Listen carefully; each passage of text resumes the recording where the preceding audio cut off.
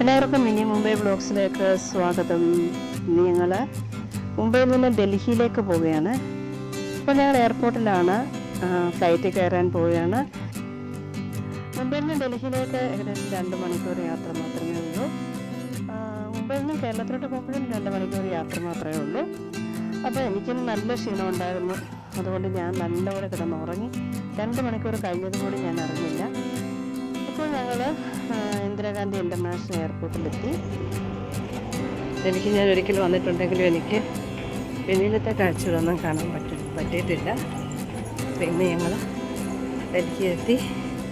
ഒരാഴ്ചയുണ്ട്. ഇവിടുത്തെ കാഴ്ചകളും വിശേഷങ്ങളും ഒക്കെ നിങ്ങളെ കൂടെ കാണിക്കാം.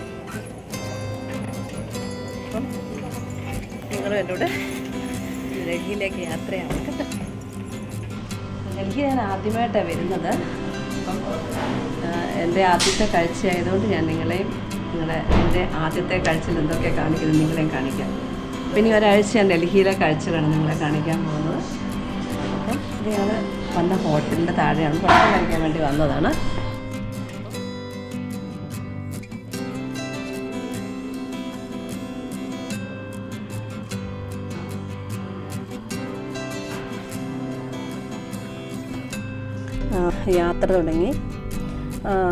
യാത്ര തുടങ്ങിയതിന് ശേഷം ഈ മേലിൽ കൂടെ പോകുന്ന മെട്രോയാണ്. അപ്പം വലിയ ബഹളങ്ങളോ അല്ലെങ്കിൽ തിരക്കും ഒന്നുമില്ല.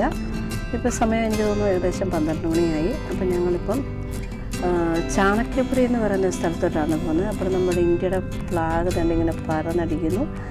അപ്പോൾ 2 വശത്തുമാണെങ്കിൽ മരങ്ങളൊക്കെയുള്ള നല്ല റോഡാണ് കേട്ടോ, നല്ല വിശാലമായ റോഡ്. അപ്പം നമ്മൾ ഇപ്പോഴാണെന്നുണ്ടെങ്കിൽ സർക്കാർ ഓഫീസൊക്കെ ഉള്ള ഒരു സ്ഥലത്ത് ഇപ്പോൾ വന്നു.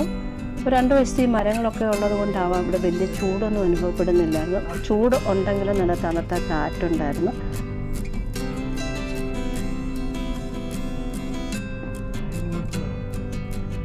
അപ്പം ഡൽഹിയിലെ പ്രധാനപ്പെട്ട ഒരു സ്ഥലമാണ് ചാണക്യപുരി എന്ന് പറയുന്ന സ്ഥലം. ഇവിടെ പല സർക്കാർ ഓഫീസുകളും കാണാം. ഇവിടെയാണ് പല രാജ്യങ്ങളുടെ എംബസികളൊക്കെ.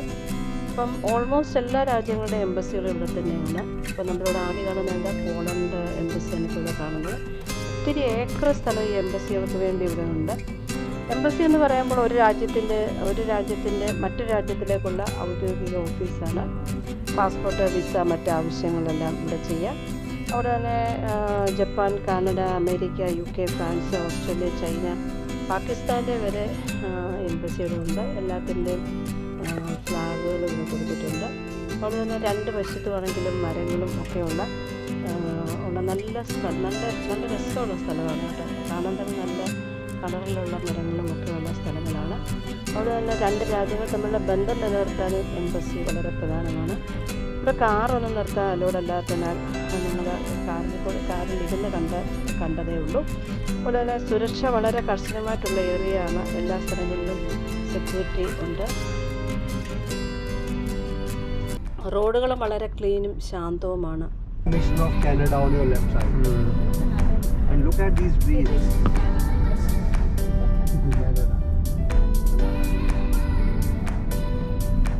Then on your right is German.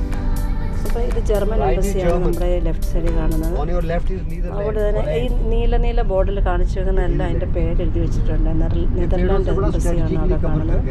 നല്ല ഒരേ ഉയരത്തിലുള്ള മരങ്ങളും കാണാം. അവിടെ നല്ല വൃത്തിയായിട്ടാണ് ഇവിടെ ഇട്ടേക്കുന്നത് കേട്ടോ. അതുപോലെ തന്നെ ജപ്പാൻ എംബസിയാണ് നമ്മുടെ കയ്യിൽ കാണുന്നത്. അങ്ങനെ ഞങ്ങൾ എംബസിയൊക്കെ കണ്ട്, ഇത് അഫ്ഗാനിസ്ഥാൻ്റെ എംബസിയാണ്. ഞങ്ങൾ എംബസിയൊക്കെ കണ്ട് ഞങ്ങൾ മുന്നോട്ട് അങ്ങനെ പോയി. അപ്പോൾ ഇനി മുന്നോട്ട് പോകുമ്പോൾ നമ്മൾ കാണുന്നത് അപ്പോൾ നമ്മൾ എംബസി എല്ലാം കഴിഞ്ഞ് ഇതെല്ലാം എംബസിയാണ് ഈ കാണുന്നത്. അപ്പോൾ നമ്മൾ ഇനിയും പോകാൻ പോകുന്നത് നമ്മളിവിടെ ഒരു മ്യൂസിയം ഉണ്ട്. ആ മ്യൂസിയം കാണുമ്പോഴാണ് ഇപ്പോൾ നമ്മൾ പോയിക്കൊണ്ടിരിക്കുന്നത്.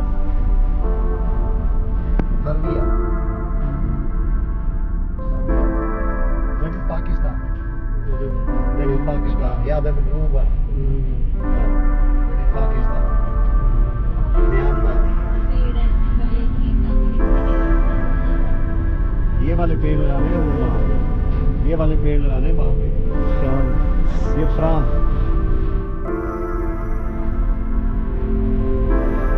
उसके आगे USA का है,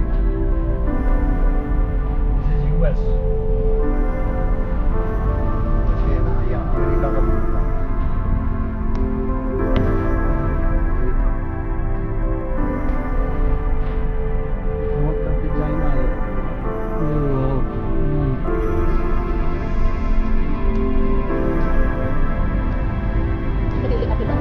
മ്യൂസിക് കണ്ടിട്ട്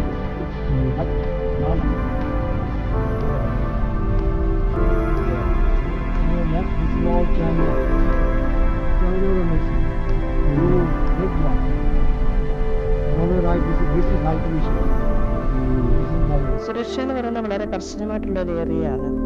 പല സ്ഥലങ്ങളിലും സെക്യൂരിറ്റികളെ നമ്മൾക്ക് കാണാം. അതുകൊണ്ട് ഞങ്ങൾ വെളിയിലിറങ്ങാതെ തന്നെ വാഹനത്തിൽ ഇരുന്ന് തന്നെയാണ് ഈ സ്ഥലമൊക്കെ ഞങ്ങൾ നിരീക്ഷിച്ചതും കണ്ടതും.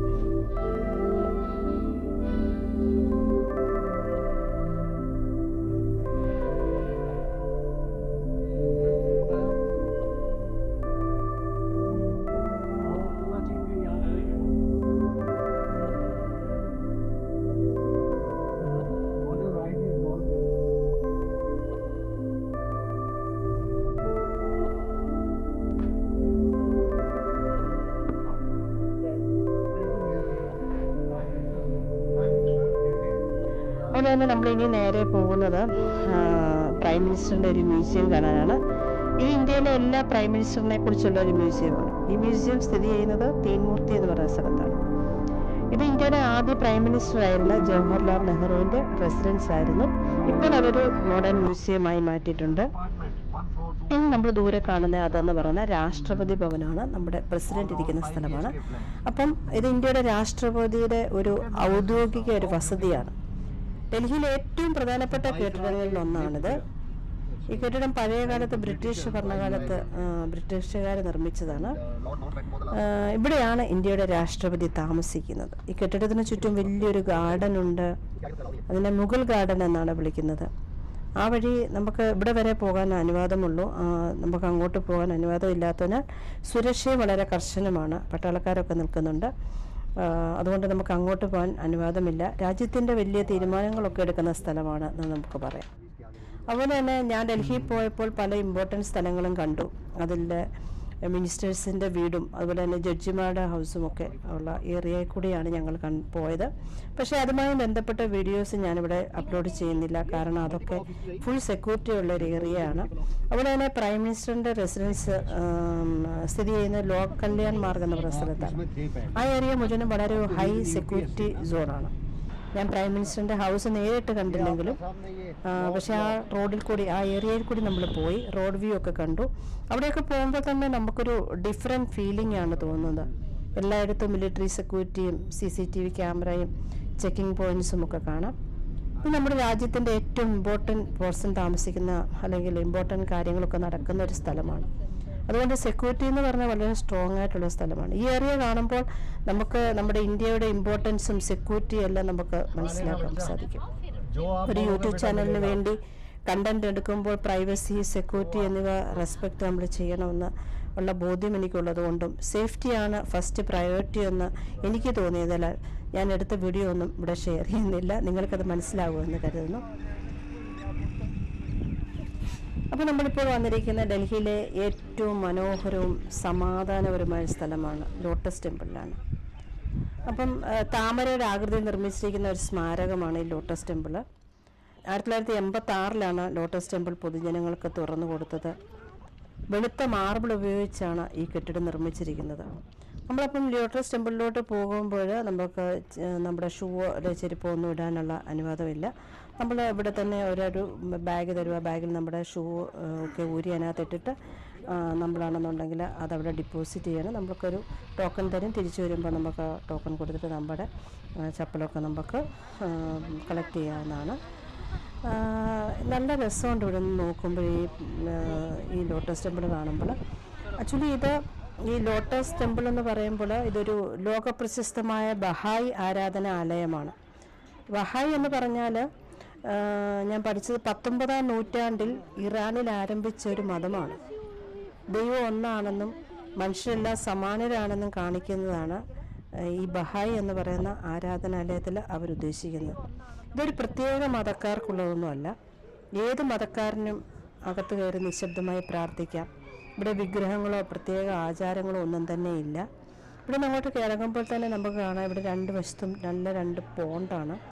അപ്പം നല്ല എനിക്ക് തോന്നുന്നു പച്ചയാണോ നീലയാണോ എനിക്ക് തന്നെ മനസ്സിലാവില്ല. അതുപോലത്തെ വെള്ളവും നല്ല അടിപൊളിയായിട്ടുള്ള രണ്ട് പോണ്ട് നമുക്ക് രണ്ട് വശത്തും കാണാം. ഇവിടെ ഇങ്ങനെ നമ്മൾ ലൈനിൽ നിന്നാണ് അങ്ങോട്ട് കയറാൻ പറ്റുന്നത്.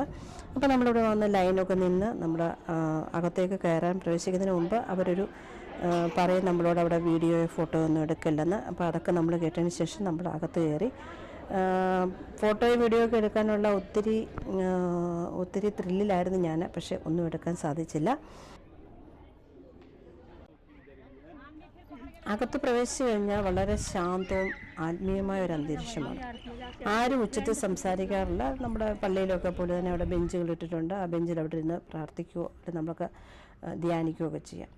ഓരോരുത്തരും തങ്ങളുടെ രീതിയിൽ ദൈവത്തോട് സംസാരിക്കുന്നു. വീഡിയോ ഫോട്ടോ ഒന്നും എടുക്കാൻ അനുവാദമില്ലാത്തതുകൊണ്ട് ഞാനൊന്നും തന്നെ എടുത്തില്ല. അവിടെ നിന്ന് ഞങ്ങളൊരു 10 മിനിറ്റ് ഇരുന്നതിന് ശേഷം ഞങ്ങൾ വെളിയിലിറങ്ങി. അപ്പം ലോട്ടസ് ടെമ്പിളിൻ്റെ ചുറ്റുമുള്ള പച്ചപ്പും പൂന്തോട്ടങ്ങളും വളരെ മനോഹരമാണ്. അപ്പോൾ ഈ ലോട്ടസ് ടെമ്പിളിൽ ഇവിടെ വന്നിരിക്കുന്ന പല ആളുകളും ഈ ഫോട്ടോസും വീഡിയോസും എടുക്കാൻ വന്നിരിക്കുന്ന ആൾക്കാരാണ്. ദൂരെ നിന്നൊക്കെ ഈ ലോട്ടസ് ടെമ്പിൾ കാണാൻ വേണ്ടി ആൾക്കാർ വന്നിട്ടുണ്ട്. അപ്പോൾ എൻ്റെ ജീവിതത്തിൽ ഇത് നല്ലൊരു അനുഭവമായിരുന്നു. അപ്പോൾ നിങ്ങൾക്ക് എൻ്റെ വീഡിയോ ഇഷ്ടപ്പെടുന്നുണ്ടെങ്കിൽ അപ്പോൾ നിങ്ങൾ ലൈക്ക് ചെയ്യാനും ഷെയർ ചെയ്യാനും കമൻറ്റ് ചെയ്യാനും നിങ്ങൾ മറക്കല്ല. അപ്പോൾ നിങ്ങൾ ഡൽഹിയിൽ വരുമ്പോൾ ഈ പ്ലേസ് മിസ് ചെയ്യരുത്. ഫാമിലിയുടെ കൂടെയോ ഫ്രണ്ട്സിൻ്റെ കൂടെയോ ഒക്കെ വരാൻ പറ്റിയ ഒരു ബ്യൂട്ടിഫുൾ ലൊക്കേഷനാണിത്. അപ്പോൾ നിങ്ങൾക്ക് ഈ വീഡിയോ ഇഷ്ടമായെങ്കിൽ ഒരു ലൈക്ക് ഇടണം. അതുപോലെ തന്നെ ഇനിയും ഇത്രയും ട്രാവൽ വീഡിയോ കാണാൻ നമ്മുടെ channel mini Mumbai vlogs subscribe ചെയ്യാൻ മറക്കല്ല. നിങ്ങളുടെ സപ്പോർട്ടാണ് എനിക്ക് ഏറ്റവും വലിയ സ്ട്രെങ്ത് എന്ന് പറയുന്നത്. അപ്പോൾ thanks for watching mini Mumbai vlogs. ഒപ്പം വീണ്ടും കാണാം അടുത്ത വീഡിയോയിൽ. Thank you very much.